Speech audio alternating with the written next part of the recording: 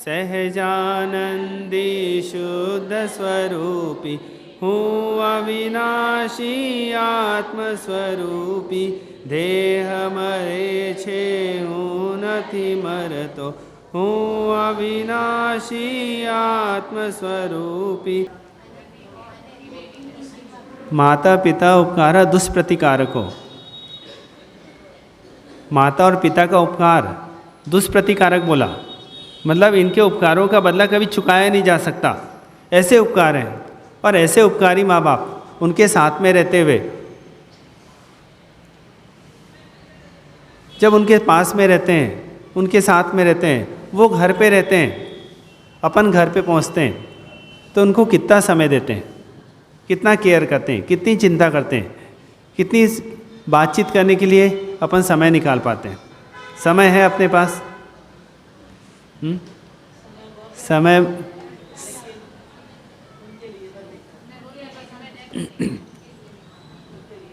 उन्होंने क्या किया, तो अपन एक एक पॉइंट पे चर्चा करें।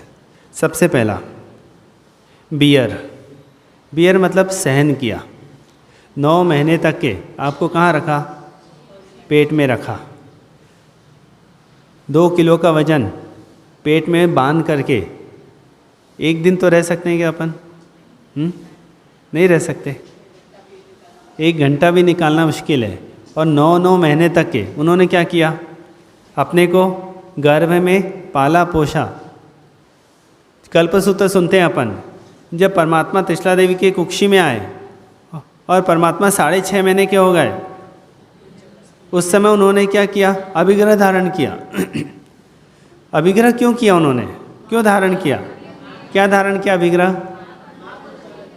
जब तक के माता पिता जीवित रहेंगे तब तक के क्या नहीं लूँगा? दीक्षा नहीं लूँगा। क्यों लिया अभिग्रह? ये जब ये समझ में आया कि माता को तकलीफ़ हो रही है, तो उन्होंने क्या किया? अपने अंग को हलन चलन करना बंद कर दिया। और जैसे ही हलन चलन करना बंद किया, माता के अंदर में क्या विकल्प आ गए? हड्डे में गब्बे, चूहे में गब्बे। ये मेरा गर्भ हरण कर लिया गया, मर गया है, या और क्या किया? किसी ने मेरा गर्भ नष्ट कर दिया है। कितना चिंता, कितनी चिंता चल रही है, कितना रोना गाना चल रहा है। क्या हो गया? क्या हो गया? क्यों? किसका प्रेम है ये माता का प्रेम है। आपने जब स्तनपान किया होगा तो लात से मारा भी होगा, और फिर भी माँ क्या करती उस समय? कितना प्रेम से आपको दूध पिलाती। क्यों? क्या था उनके अंदर में? उनके अंदर में प्रेम था, वात्सल्य था। और वात्सल्य सिर्फ 2 ही लोगों में है, एक परमात्मा और एक माँ। माँ और परमात्मा। परमात्मा को जब चंड कौशिक ने डंक दिया तो क्या निकला? दूध की धारा निकल गई। क्यों दूध की धारा निकली? परमात्मा के अंदर वो वात्सल्य था कि इस पूरे जीव जगत, उनके लिए वो कौन थे? वो माँ थी। और ये माँ, जैसे ही बच्चे का जन्म होता है, दूध मतलब खून भी किस में कन्वर्ट हो जाता है? उनके दूध में कन्वर्ट हो जाता है। क्यों होता है? ये करुणा है अंदर में उनकी, ये वात्सल्य है, ये ममता है। और ये ममता कैसी ममता? आप कुछ भी कर लो, कितना भी परेशान कर दो, माँ तो माँ ही रहती है। माँ किसी को, अपने बेटे को दुखी नहीं कर सकती। माँ खुद भूखी रहेगी, लेकिन किसको खिलाएगी? कितना सहन किया होगा अपने लिए उन्होंने। आपने कोई गलती की, पिताजी को पता नहीं चल जाए, आपके अंदर में भय चल रहा है, लेकिन उसको माँ क्या कर लेती है? अपने ऊपर ले लेती है। एक घटना, पिताजी, माँ और पिताजी, हस्बैंड वाइफ 2, और एक बच्चा 3 साल का। 3 साल का बच्चा, माँ ऑफ हो गई। पिताजी ने सोचा बच्चे को पालन पोषण करना है तो क्या चाहिए? कोई और चाहिए। यदि पालन पोषण नहीं होगा, क्योंकि मैं दिन भर कहाँ पहुँच जाता हूँ? दुकान में, ऑफिस में पहुँच जाता हूँ, और उस समय बच्चे को यदि संस्कार नहीं मिले तो इसका जीवन बिगड़ जाएगा, नष्ट हो जाएगा, खराब हो जाएगा। और मैं अपने बच्चे का जीवन खराब नहीं कर सकता। और उसके लिए उन्होंने दूसरी शादी कर ली। लेकिन दूसरे लोगों ने क्या कर दिया, कान भराई की रस्म कि जो आती है सौतेली माँ है। सौतेली माँ कैसी होती है? बुरी होती है, अच्छी नहीं होती, प्रेम नहीं करती, डांटती है, मारती है, फटकारती है, खाना खाने नहीं देती। और ये सब उस बच्चे के अंदर में भर गया। और वो बच्चा जैसे ही माँ आती है उससे दूर दूर रहता है। क्यों दूर रहता है? क्यों? उसके अंदर में जो भर गया है, जो उसने इमेज बना ली है, वो इमेज काम कर रही है। अब वो बच्चा हर समय माँ से दूर रहता है। माँ चाहती है कि मेरे पास आए, क्योंकि हर व्यक्ति एक जैसे नहीं होते। माँ के अंदर में, क्योंकि पिताजी ने जब लाया तो माँ से बिल्कुल के बातचीत करके लाई कि ये एक लौता बेटा है मेरा और इसको संभालना तुम्हारी जवाबदारी। तो उसने भी कहा कि आपके बेटे को मैं अपने बेटे से भी ज़्यादा प्रेम से रखूँगी।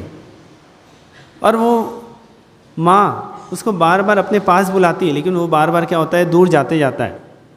एक बार पुश्तैनी फ्लावर पॉट उसके हाथ से, बेटे के हाथ से गिर गया और उसको क्या लग रहा है, अब डर लग रहा है कि अब पिताजी क्या करेंगे, डांटेंगे। और कौन बताने वाला है? तो माँ बता देगी। माँ क्या है? माँ तो डांट खिलवाने वाली है, उसके अंदर में सेट है और भय अंदर में चल रहा है। माँ ने देख लिया है, अब क्या होगा?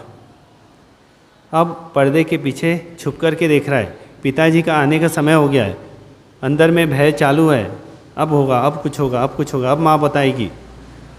और जैसे ही पिताजी आते हैं, देखते हैं वहाँ पे कुछ कम दिख रहा है, कुछ अधूरा दिख रहा है। फ्लावर पॉट कहाँ है? नहीं दिख रहा है। पूछा पत्नी से, कहाँ गई? तो बोले मेरे से साफ़ सफाई करते करते वो फ्लावर पॉट टूट गया। पति को आता है गुस्सा और एक खींच करके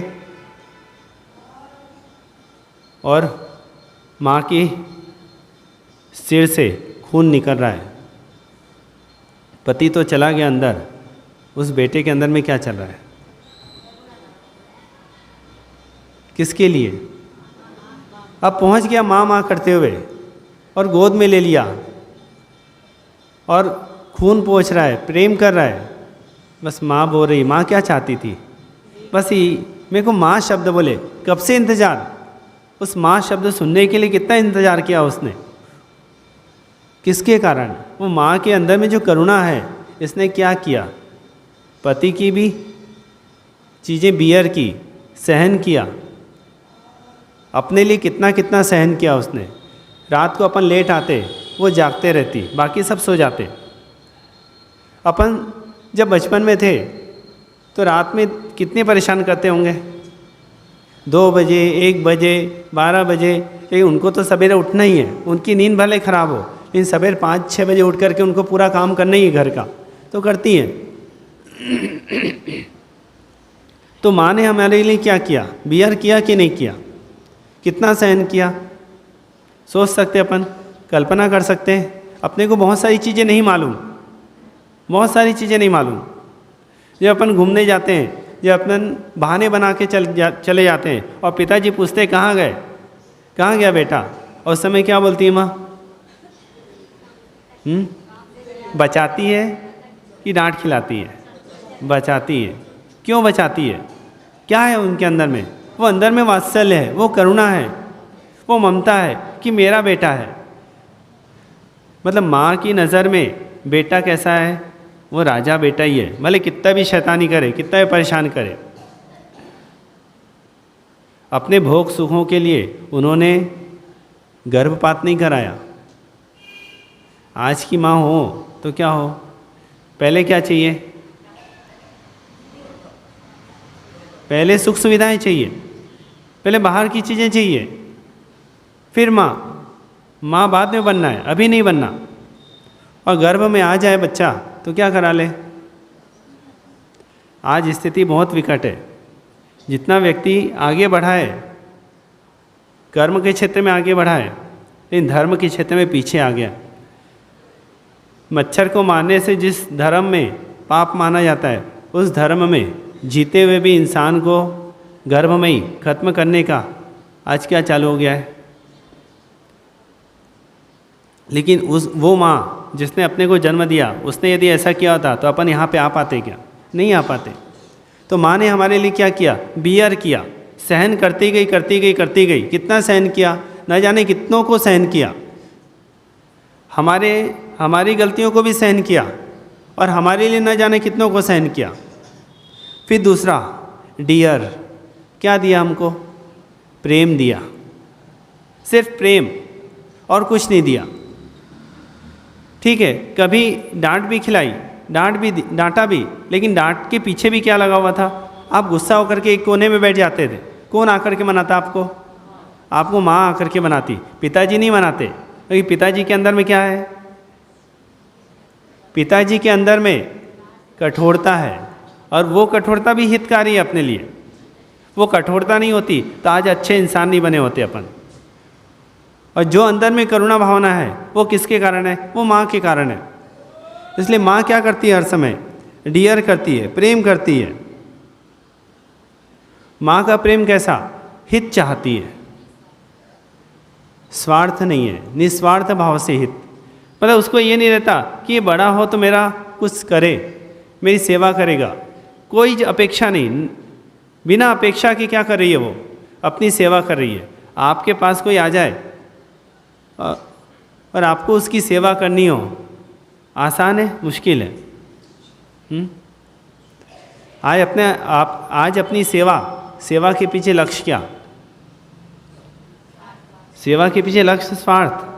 आज अपने बच्चों की सेवा अपन करते हैं, परवरिश करते हैं, तो किस लिए करते हैं?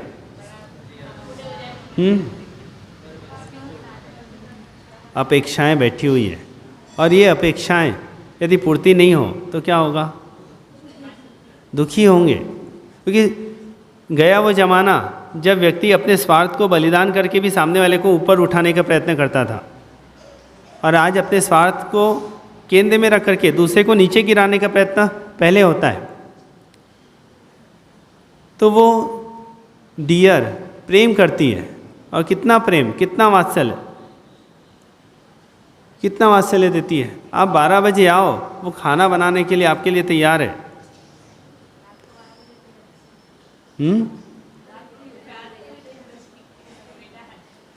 मतलब आप रात में लेट आओ तो कितनी बार फ़ोन आ जाता है आपके पास कि कहाँ है, अभी तक आया नहीं, कब आएगा? चिंता होती है। क्यों चिंता होती है? क्यों है आपके प्रति चिंता? क्यों? प्रेम है आपसे। ये डियर। फिर तीसरा फियर। फियर मतलब डर भी लगता है उसको। जहाँ प्रेम है वहाँ भय है, बिगड़ नहीं जाए, ये कहीं गलत मार्ग में नहीं चले जाए, इसकी हर समय जागृति रखती है। इसलिए डराती भी है, डांटती भी है, फटकारती भी है, सब करती है, ताकि क्या नहीं हो? बिगड़े नहीं। बिगड़ेगा तो क्या होगा? बिगड़ेगा तो उसका कुछ नहीं बिगड़ने वाला, उस बच्चे का क्या होगा?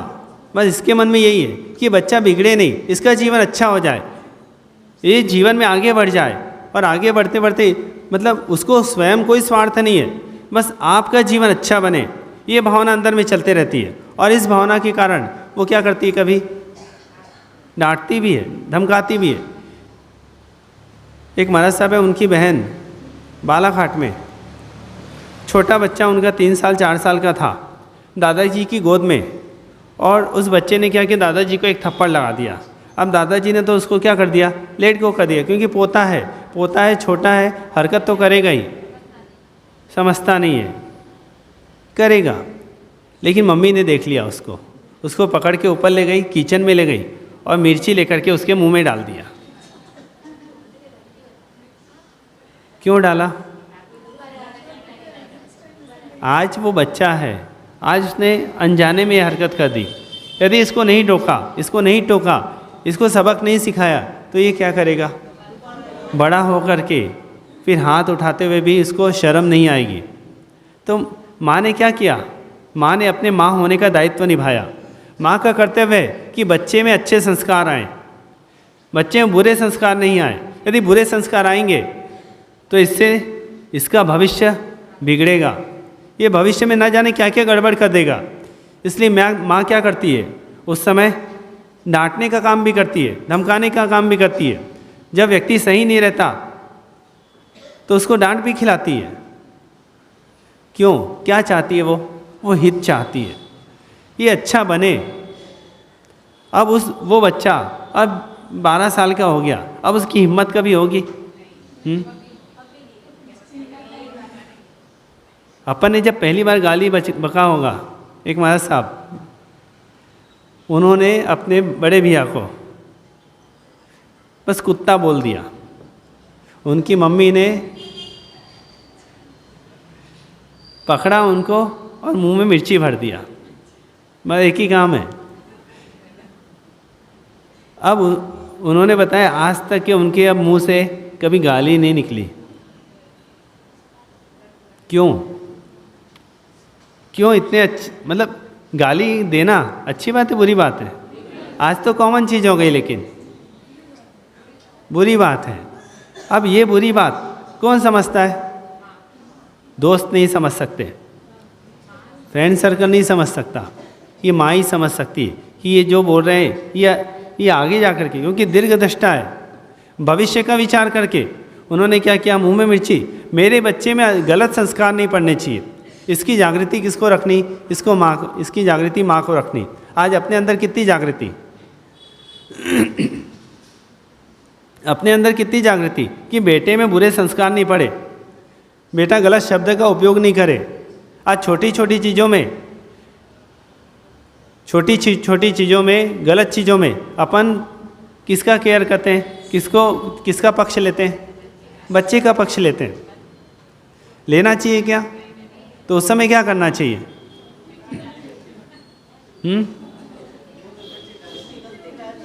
क्योंकि अभी उसको समझ में नहीं आएगा तो आगे जाकर के बहुत लेट हो जाएगा। उसकी गलती है तो उसकी गलती में उसको क्या करना? सजा भी देगी माँ, लेकिन माँ के अंदर में क्या है? हित है, हित भावना है, उसका कल्याण हो, उसका अकल्याण नहीं हो, इस भावना से उसने मिर्ची भरी। तो माँ क्या करती है? फेयर भी, डराती भी है, धमकाती भी है, डांटती भी है, सब करती है, लेकिन किसके लिए करती है? उसके अच्छे के लिए करती है।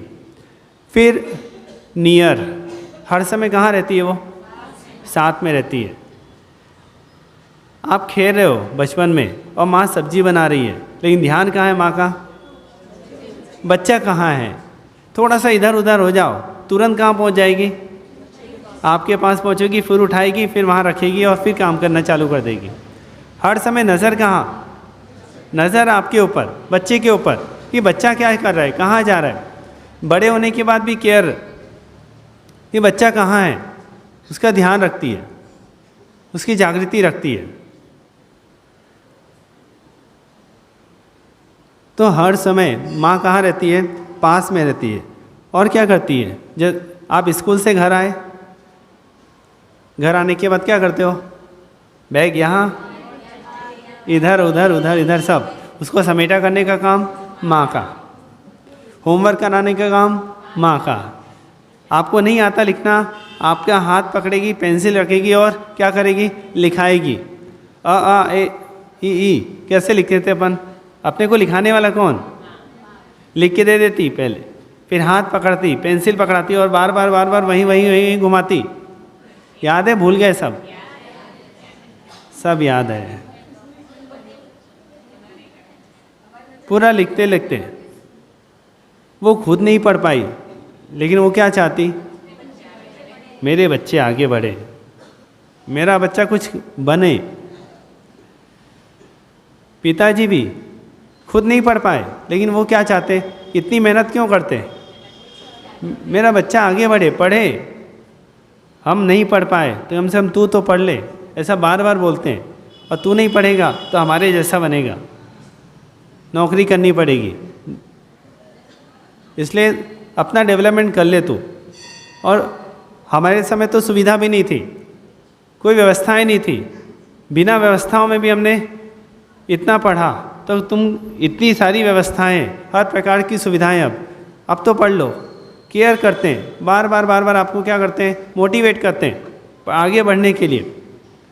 तो हर समय माता क्या होती है? नियर रहती है, पास में रहती है, हर समय ध्यान रखती है। और फिर हियर, आप जब आते हो आपकी बातें सुनती है, आप जो बोलते हो वो सुनती है। भले बार बार रिपीटेशन करते हो, आप एक ही एक चीज़ बार बार बताते हैं कि नहीं, बच्चे बताते हैं, लेकिन माँ क्या करती है, सुन लेती है। एक बार बोला सुन लिया, 2 बार बोला सुन लिया, 3 बार बोला सुन लिया। जो चीज़ याद करते आप बार बार सुनाते, सुन लेती बात।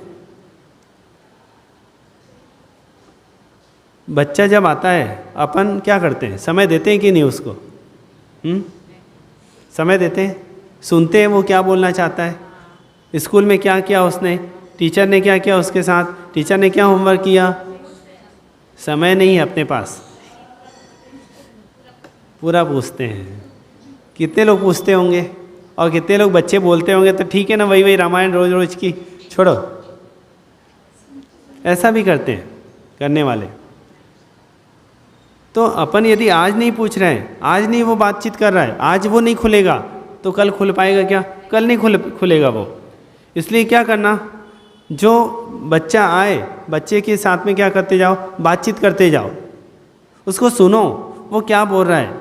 आप ये मत समझो कि ये तो पुरानी वही घिसी पिटी चीज़ें बोल रहा है, वही रोज का रोज क्या सुनना उसको, वो छोड़ दो। आप सुनोगे तो आपसे वो खुलेगा। मतलब 2 चीज़ें हैं ना इसमें माता पिता के प्रति क्या भावना और बच्चों के प्रति क्या भावना, दोनों चीज़ ध्यान में रखना। और फिर सुनते जाओ उनको, और उसके बाद उनकी केयर करो। उनकी केयर तो हर व्यक्ति करता है, पर केयर किसकी करना, शरीर की कि आत्मा की? अपन किसकी केयर करते हैं? स्कूल जा बेटा, पहले के ज़माने में शरीर की उतनी केयर नहीं, बच्चा प्रतिकूलताओं में रहता, माँ बाप जानबूझ करके उसको क्या करते, प्रतिकूलताओं में रखते, ताकि प्रतिकूलता में रहेगा तो इसका शरीर स्वस्थ रहेगा। आज कैसी चाहिए, आज अनुकूलता चाहिए। पहले पैदल, गाड़ी होते हुए भी क्या बोलते हैं, पैदल जा, पूरा बैग कहाँ उठा के ले जा, अपने कंधों पे उठा के ले जा। क्यों ऐसा बोलते हैं? ताकि वो मजबूत बने। आज अपन मजबूत हैं तो किसके कारण है? आज 5-5 किलोमीटर पैदल स्कूल जाते थे, कहीं जाना है पानी लाना है तो दूर दूर से लाते थे, बाल्टी भर भर के अंदर लाते थे। काम करने वाले कोई नहीं, बच्चे ही क्या कर देते थे, झाड़ू पोंछा कर देते थे। तो इससे शरीर भी मजबूत बनता और मन तैयार होता कि छोटे छोटे काम भी अपन कर सकें। आज छोटे छोटे काम करना, बच्चे को बोलो क्या करेंगे, वो कर पाएंगे? नहीं कर पाएंगे। क्यों नहीं कर पा रहे? हैबिट छुड़वा दी।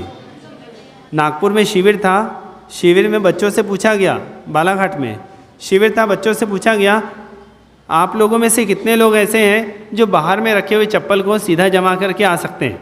तो सब ने हाथ उठा लिया, 2 बच्चों ने हाथ नहीं उठाया। तो उनसे पूछा क्यों?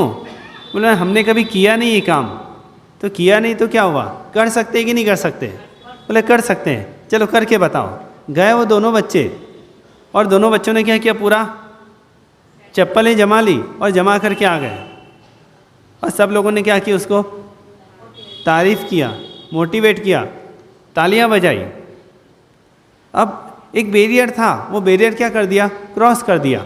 ऐसे ही अपने अंदर बचपन में कितने सारे बैरियर रहते हैं, ये नहीं आता, ये मेरे को नहीं आता, ये मेरे से बनता नहीं है, ये मेरे को भाता नहीं है। और जो माता पिता केयर करते हैं बच्चे की, वो क्या करेंगे, वो हर चीज़ आनी चाहिए बच्चे को, हर चीज़ खाना आना चाहिए। ऐसा नहीं हो कि कहीं जाए और भूखा रह जाए। वो ज़बरदस्ती क्या करते, वो ज़बरदस्ती खिलाते। क्यों, किसके लिए, उनका क्या फ़ायदा? उनका कोई फ़ायदा नहीं। फ़ायदा किसका था? फ़ायदा अपना, अपने फ़ायदे को देख करके उन्होंने क्या किया, अपनी केयर की। तो बियर मतलब क्या किया अपन ने, उन्होंने सहन किया। दूसरा डियर, उन्होंने क्या दिया, प्रेम दिया, वात्सल्य दिया। तीसरा फियर, उन्होंने अपने को डांटा भी, लेकिन डांटने का कारण क्या, अपने संस्कार नहीं बिगड़े। फिर नियर, हमेशा कहाँ रहे, हमारे पास में रहे। और फिर हियर, हियर मतलब हमें सुना भी, हमारी हर बातें सुनते। और फिर केयर, हमारी परवाह की। अब यही चीज़ अपने को उनके साथ करना है। करते हैं क्या? बियर, उनका जैसा नेचर है। अब एक एज के बाद, एक एज होने के बाद नेचर बदलना आसान है, मुश्किल है? बहुत मुश्किल है। अपनी उम्र मान लो 20 साल, 25 साल, 30 साल है, अपनी कोई हैबिट है जो बुरी है, जो गलत है, जो अपने को पता है, उसको बदलना है। आसान है, मुश्किल है? आसान है? बहुत मुश्किल है, बहुत मुश्किल है। तो वो अपन तो 30 साल के हैं, वो 60 साल के हैं, उनकी एक हैबिट है, वो बदलना आसान है कि बुरा? मुश्किल है, बहुत मुश्किल है।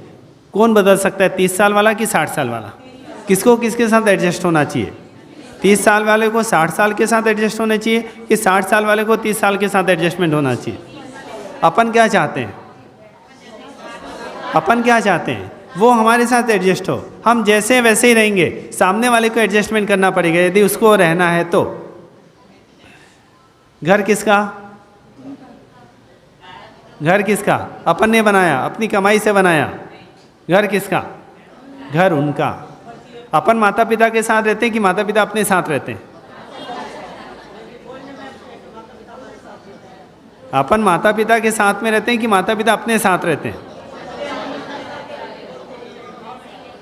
बोलते ये हैं पर मानते भी यही हैं कि माता पिता हमारे साथ रहते हैं। सास ससुर को कौन रखता है? क्या बोलते हैं? हम लोग रखते हैं। ये शब्द चुभता है कि नहीं चुभता? कोई बोले तो क्या लगता है अंदर में, क्या फीलिंग आनी चाहिए?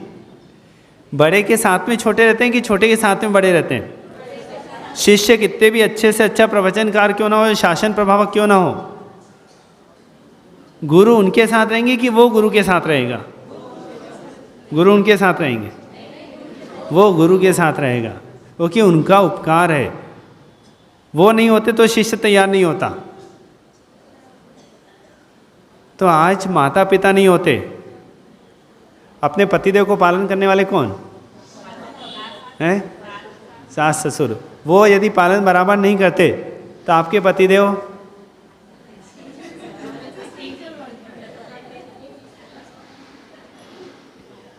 यदि वो बराबर, मतलब उन्होंने क्या किया? पूरा जीवन किसके लिए दिया? अपने बच्चे के लिए दिया। मतलब हमारे बोलो तो सही, हमारे पतिदेव के लिए दिया उन्होंने पूरा जीवन। तो उनको सहन करना, उनकी बातें सुनना, ये सब किसकी ड्यूटी? ये करना चाहिए कि नहीं करना चाहिए? अपने लिए उनके पास उनके लिए कितना समय है? उनकी छोटी सी हैबिट वो टोकते रहते हैं, अपने को सहन नहीं होता। और ये टोकना, बार बार टोकना अपने से बर्दाश्त नहीं होता। अपन क्या करो? अलग घर कर लो, अलग हो जाओ। कल के दिन आपका बेटा, आपकी बहू, वो भी क्या बोलेगी? अलग हो जाओ। आपके मन में क्या बीतेगी? आपके मन में क्या बीतेगी?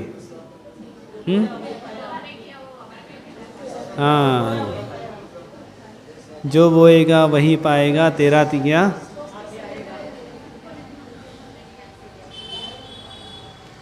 जो आप करोगे वही मिलने वाला। बोलो, बो और लो, जो बोगे वो मिलेगा। आज आपके मन में ये इच्छा हो रही है कि मैं अलग रहूं। एक बहन ऐसे हुआ, सासू को छोड़ करके दूसरी जगह चली गई और 10 दिन के बाद वापस आना पड़ा उसको। क्यों? क्योंकि मकान मालिक तो सासू से भी ज़्यादा खतरनाक। देखो, आपके कर्म का उदय है तो आप जहाँ जाओगे वही कर्म का उदय रहेगा, बदलने वाला नहीं है। इसलिए जो उदय है उसमें उदय में जीना सीख लो, उदय के साथ में जीना सीख लो। सासू मिली है तो किसकी किस्मत से मिली है? किसके उदय से मिली है? अपने कर्म के उदय से मिली है। और कर्म का उदय तो रहेगा ही, अब क्या कर लो, कितना समय चलाना है, कितना समय चलाना है, 15 साल, 20 साल, 25 साल। उसके बाद तो क्या पहनाएंगे उनको, माला पहनाएंगे। अरे जाने के बाद माला पहनाएंगे, जीते जी माला पहना दो ना, जीते जी सम्मान करो उनका। जाने के बाद सम्मान करने से अच्छा जीते जी सम्मान करोगे तो आपको भी सम्मान मिलेगा। एक बहू रानी सासू जी के साथ बिल्कुल नहीं पटती, बहुत परेशान।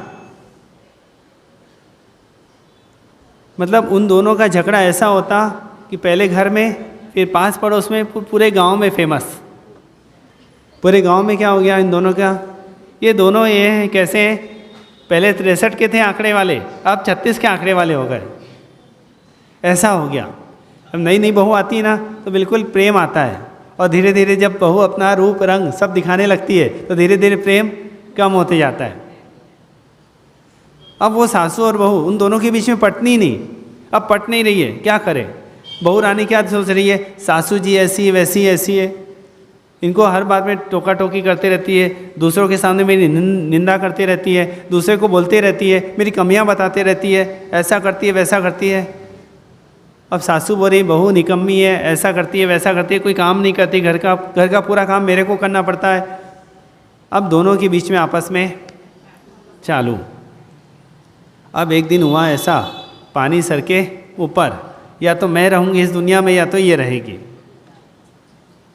अब गई बहू रानी वैद्यराज जी के पास, और क्या किया, उसने बोला मेरे को क्या चाहिए। तो वैद्यराज जी समझदार थे, उन्होंने बोला कि देख बेटा, बात तो सही है, तुम दोनों का रिश्ता बहुत ख़तरनाक है, और तेरी सासू है ही ऐसी, कोई भी उसके साथ में टिक नहीं सकता। बस पास पड़ोसन वाले भी उससे बहुत परेशान हैं। जब कोई अपने दुश्मन का दुश्मन मिल जाता है तो क्या लगता है, दोस्त लगता है। बहू रानी को भी अच्छा लगा, थोड़ा सा दिलासा मिला उसको, चलो मेरी कोई सुनने वाला तो है। अब डॉक्टर की, वैद्यराज जी की बात शांति से सुन रही है वो, और वैद्यराज जी ने बोला देख, पूरी तुम दोनों के झगड़े पूरे गांव में प्रसिद्ध है, फेमस है। कल के दिन तेरी सासू को कुछ हो गया, अचानक कुछ हो गया, तो ब्लेम किस पे आएगा, तेरे पे आएगा। तो एक काम कर, तू मेरे से स्लो पॉइज़न ले जा। क्या ले जा, स्लो पॉइज़न। धीरे धीरे तू धीरे धीरे क्या कर, उसको रोज़ थोड़ा थोड़ा जहर देते जा, और 6 महीने में क्या हो जाएगा, काम तमाम। तू चिंता फ्री, तेरे ऊपर कोई ब्लेम भी नहीं आएगा, और उसका शरीर धीरे धीरे सूखता जाएगा और ख़त्म हो जाएगी वो। तो ना रहेगा सांप, ना बजेगी बांसुरी, बांस ना रहेगा बांस, ना रहेगी बांसुरी। अब बहू रानी को बात समझ में आ गई, उसने क्या किया, ले ली दवा और पहुंच गई। अब जाते जाते वैद्यराज जी इतना बोला कि देख, तू जा रही है, एक काम कर, बहू मतलब सासू मरेगी तो ब्लेम तो आ सकता है तेरे ऊपर, उसके पहले तू क्या कर ले, अपने और सासू के बीच में जो टेंशन चलता है तो उसमें तू पार्टिसिपेट नहीं करना। मतलब तू क्या करना, मौन रहना। वो कुछ भी बोले, तेरे को कैसा रहना है, मौन रहना है, और वो जो बोले वो काम कर देना है। कोई अपेक्षा नहीं रखना उससे, कोई इच्छा नहीं रखना, कोई डिमांड नहीं रखना उससे। तू अपने तरफ से बिल्कुल पॉजिटिव हो जा। क्यों, क्योंकि यदि तू पॉजिटिव रहेगी तो गांव वाले तेरे ऊपर कोई शक नहीं कर पाएंगे। तो उसने बोला बात तो सही है, बात हजम हो गई।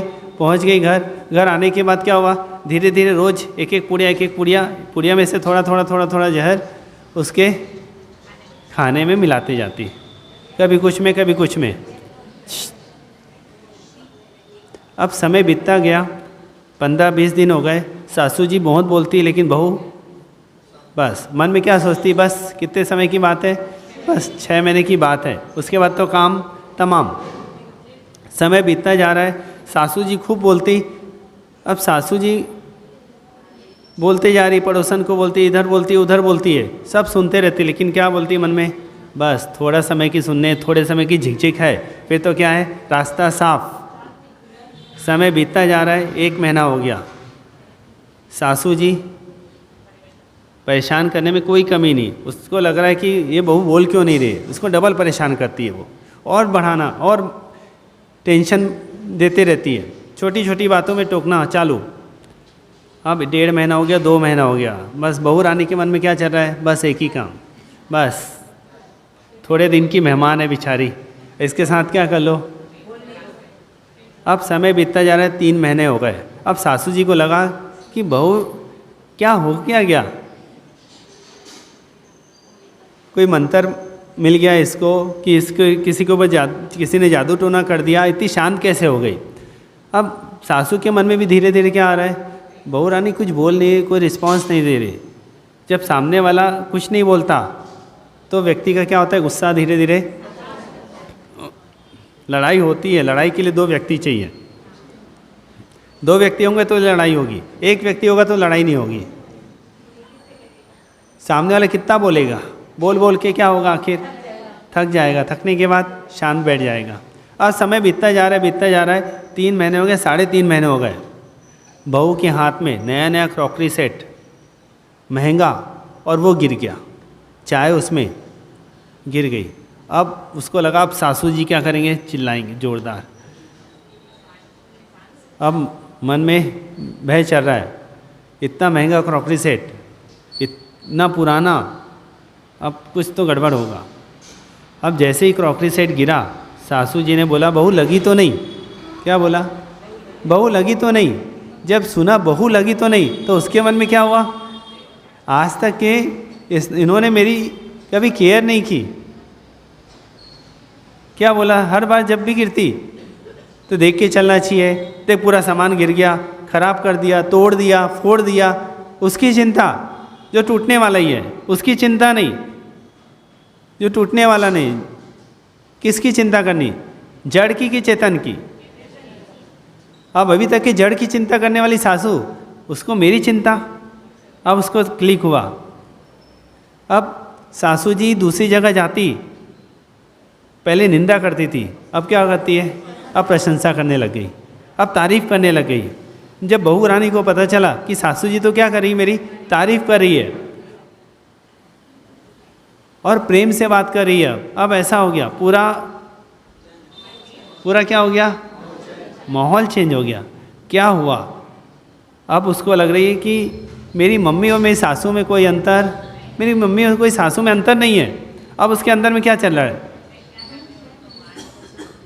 4 महीने हो गए, दौड़ते दौड़ते कहाँ जाती है, वैद्यराज जी के पास जाती है कि क्या करो। वैद्यराज जी ने आया, देखा क्या पूरा एक साथ डाल दिया क्या जहर। वो आंखों से आंसू बहाते हुए बोल रही है कि नहीं कुछ करो, मेरी सासू को बचा लो, मेरी माँ को बचा लो। वैद्यराज जी बोल रहे हैं ये कितना हुआ, 4 महीने हो गए, अब तो बहुत मुश्किल है। वो बोलती है नहीं कुछ भी करो, बचा लो, नहीं तो मेरे को मार डालो, नहीं तो मेरे को मरने के लिए जहर दे दो। अब बहुत तरह से वो बोलती है, लेकिन बोलते हैं जहते मरना है क्या, ले ये 2 महीने का बचा है ना, तू खा ले। जैसे उसने खाया, देखा मीठा मीठा लग रहा है उसको। अब ये क्या चीज़ है, ये माहौल अच्छा हुआ तो कैसे हुआ, क्यों हुआ, किसके कारण हुआ।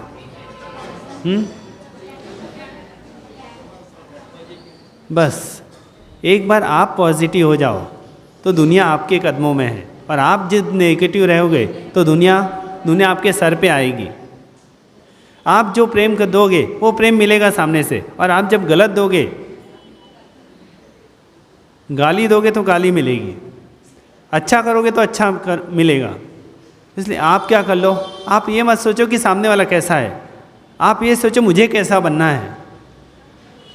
थोड़ा क्या कर लो, थोड़ा बियर कर लो, जितना बियर करोगे उतना ज़्यादा आपका पुण्य उदय में आएगा। जिसने बियर किया, जिसने सहन किया, उसका पुण्य उदय में आया, और उन्होंने अपने लिए कितना सहन किया, तो अपन का फ़र्ज़ बनता है कि अपन भी उनकी चीज़ों को सहन करें। फिर दूसरा, उन्होंने अपने को प्रेम दिया तो अपने को भी क्या देना चाहिए, प्रेम देना चाहिए। कभी जा कर के उनसे पूछा कुछ काम है क्या बनूं आपके लिए। अभी क्या होता है, वो बोलते हैं भिंडी की सब्जी बनाना, अपन बोलते हैं नहीं बरबट्टी बनेगी या दूधी बनेगी। क्यों?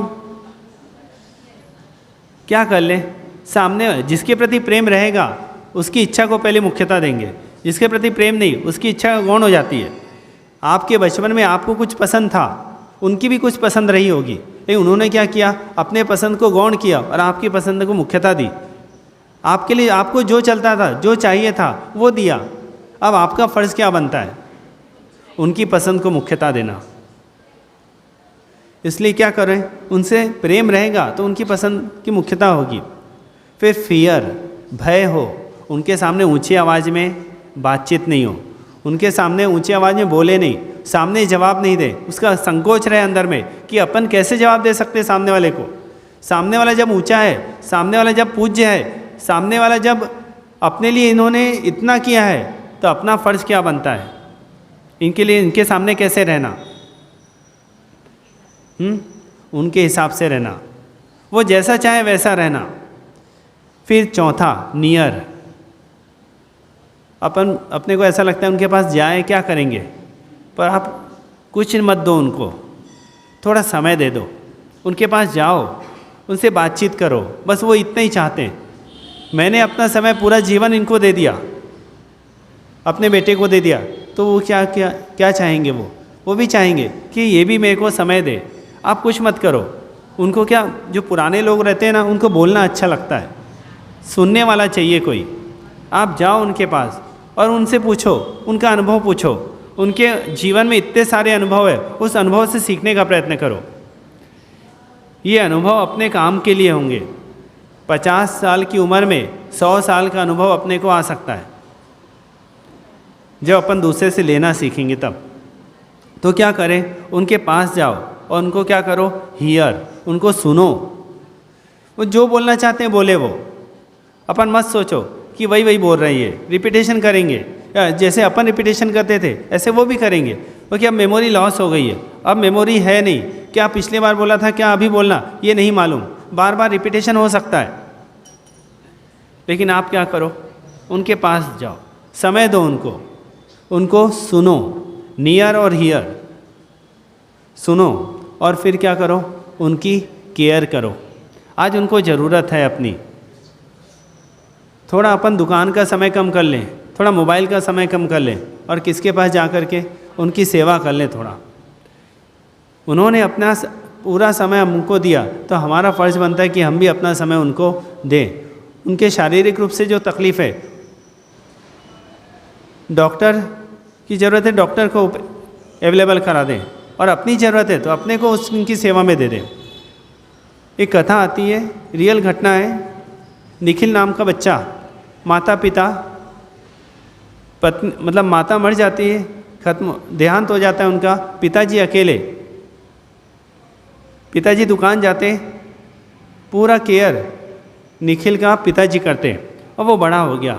बड़ा होने के बाद अचानक पिताजी बीमार हो गए, दुकान का पूरा जिम्मेदारी उस बेटे पे आ गई।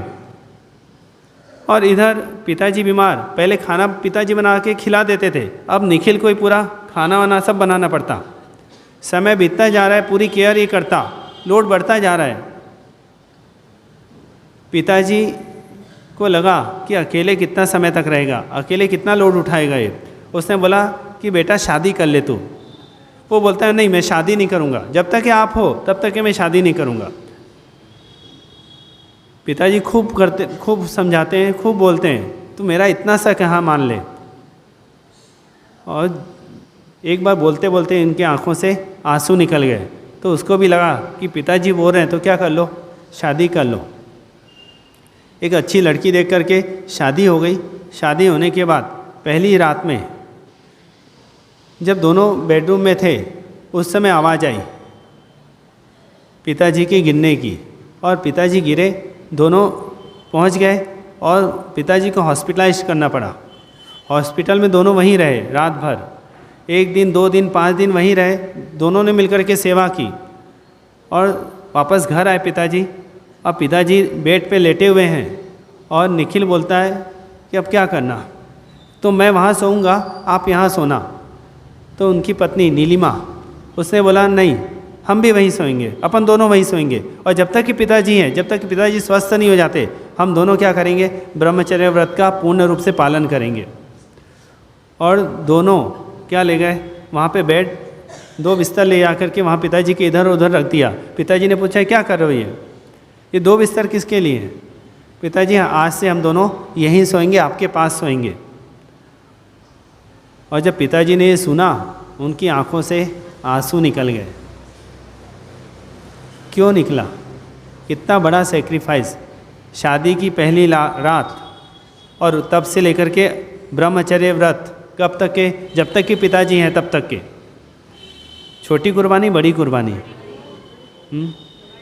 अपने भोग की इच्छाएं जो व्यक्ति सीमित करना जानता है, कंट्रोल करना जानता है, वही सेवा कर सकता है। अपनी इच्छाएं जितनी हावी होगी उतना अपन सेवा से दूर होंगे, और अपनी इच्छाएं जितनी अपन सेक्रीफाइस कर पाएंगे उतनी अपन सेवा कर पाएंगे। तो उन दोनों ने क्या किया,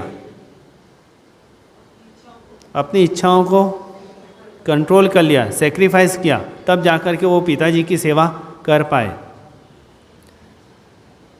कहने का मतलब यही है कि जो भी है उपकारी हैं हमारे, उनको क्या करना, समय देना, उनकी सेवा करना। आप कहीं जा रहे हो तो जाते जाते इतना पूछ सकते हैं आपको कोई ज़रूरत है क्या, कुछ लाना है क्या आपके लिए, कर सकते कि नहीं कर सकते। देखो बहुत ज़्यादा सेवा करने का मौका नहीं मिलने वाला, लेकिन एक सेवा की भावना अंदर हो, सेवा की भावना होगी तो क्या कर अपन सेवा कर पाएंगे। अपनी मानसिकता बनी रहेगी तो अपन सेवा कर पाएंगे। अपनी मानसिकता बनी रहेगी तो अपना समय देते हुए भी अपने को दुख नहीं होगा। लेकिन मानसिकता नहीं होगी और उस समय समय देना हो तो बहुत दिक्कतें होगी। तो ये 7 पॉइंट 6 पॉइंट क्या करना है, बड़ों को बियर करना है, बड़ों को प्रेम देना है, डियर बनाना है, बड़ों से ऊंची आवाज़, बड़ों के सामने ऊंची आवाज़ में बात नहीं करना है, किसी को बोलना नहीं है। चौथा नियर, उनके पास रहना है, उनकी देखभाल करना है। 5वां हियर, उनको सुनना है, क्योंकि वो एक एज के बाद व्यक्ति का अनुभव खूब रहता है, वोकेबलरी नहीं रहती, अब वो बोलना चाहता है बस कोई सामने वाला सुने, सामने वाले को अच्छा लगता है। आप दुकान से घर आते हो, पत्नी के पूरे अंदर में क्या भरा हुआ है, दिन भर का कचरा भरा हुआ है, और वो उड़ेलना चाहती है कहीं पे, और कहाँ उड़ेलेगी वो, पति के सामने, और कहाँ है जगह उसके पास। आप क्या कर लो, बस सुन लो, कुछ नहीं चाहता सामने वाला, आप इसके ऊपर एक्शन लो, ये भी नहीं चाहता, बस आप क्या कर लो, सुन लो बस। उसके मन की भड़ास निकल जाएगी तो क्या हो जाएगी, शांति हो जाएगी, और ये शांति आपके परिवार की शांति के लिए भी सहयोगी बनेगी।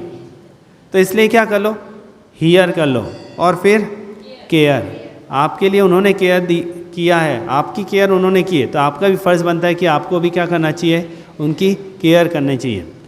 तो इस तरह से माता पिता का उपकार, ये शास्त्रों में तो खूब सारे वर्णन आते हैं कि अपने चमड़ी के जूते बना लो तो भी माता पिता का उपकार।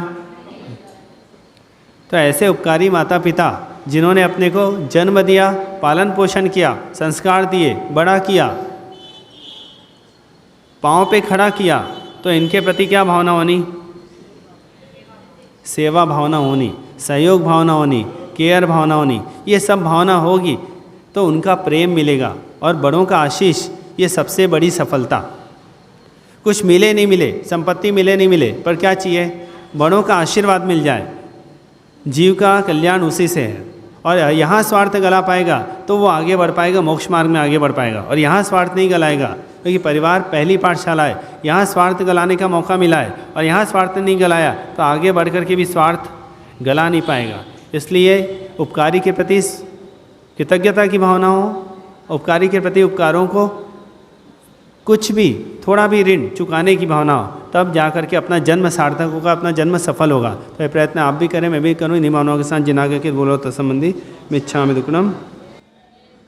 सहजानंदी शुद्ध स्वरूपी हूँ अविनाशी आत्मस्वरूपी, देह मरे छे हूँ नथी मरतो, हूँ अविनाशी आत्म स्वरूपी सहजानंदी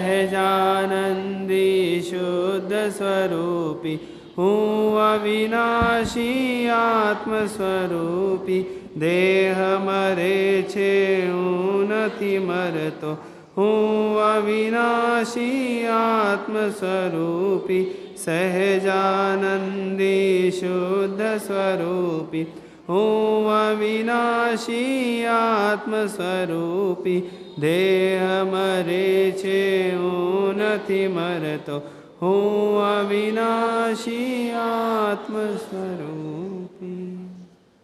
बोलिए आदिनाथ